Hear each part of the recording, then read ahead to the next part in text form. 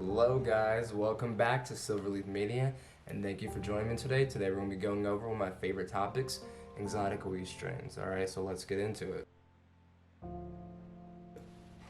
So what makes a strain exotic? Well, let's start with the definition of exotic.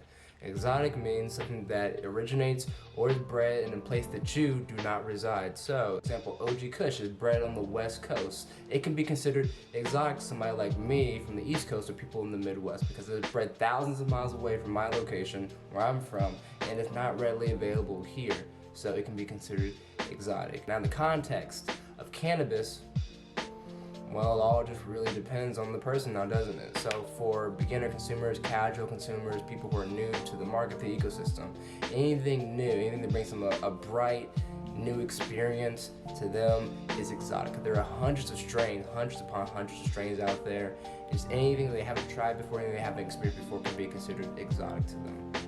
Now, for more veteran consumers like myself, people who've been smoking for 5+ years, we look for more specific factors, in our strains to the next. So bolder colors, bolder taste, stronger terpene and cannabinoid contents, stronger THC content, stronger smells, less availability or none at all in general, and that to us makes something exotic.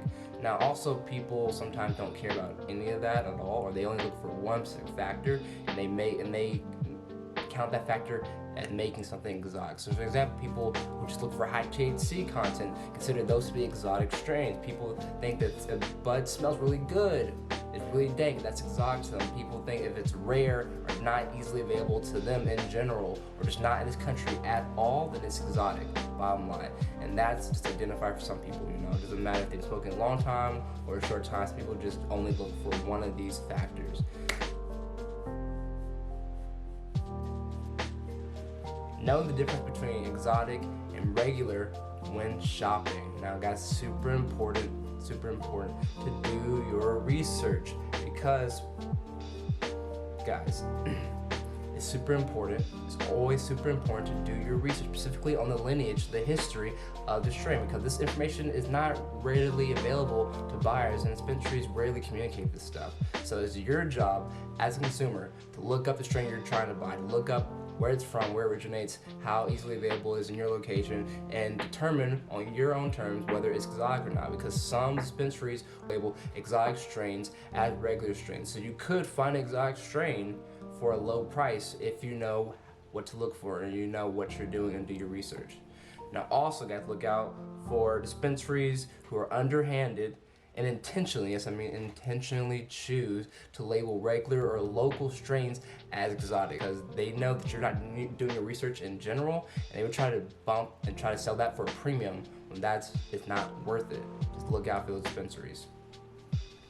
Now remember what exotic strains are, guys. They are rare to your type of region or country. They present stronger colors, stronger smell. They have higher THC content, higher terpene and cannabinoid contents, and they in general are less available. So guys, how to grow exotic strains? Well, that's super straightforward. There's only 2 ways to do it. It is 1, to move to the location where the strain was born at and grow in that location.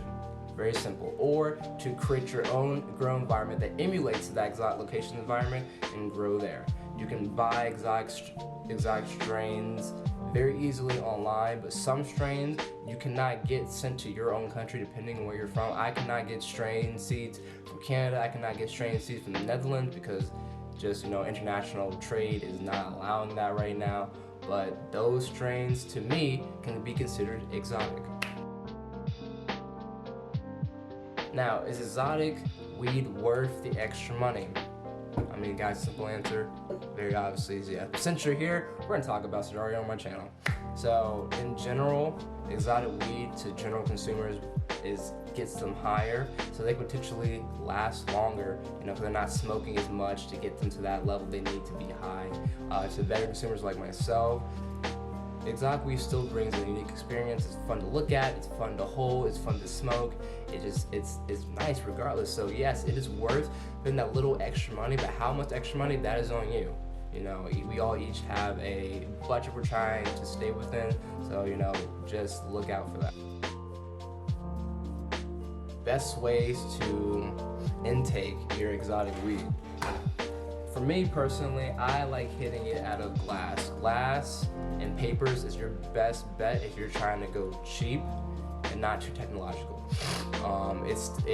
For one, when you smoke it out of glass and papers, it still presents those strong flavors that you've been looking for, gets you those strong highs, those strong effects, without diluting it or mixing it with things like nicotine and tobacco from blunts and things like that. Unless you're into that, perfectly fine, which is, not me. Now you can also hit it out of a weed vape, which gives you even stronger taste, even stronger effects, and just helps you experience that strain even better. The last way, which is my favorite way, is to infuse your strain into your food, into your edibles, by making it into can of butter or can of oil, and then putting that into your edibles or your food and just going crazy and enjoying yourself. Now guys, thank you so much for joining me on this video. Please like, comment, subscribe. I hope you guys are as high as I am, and until next time.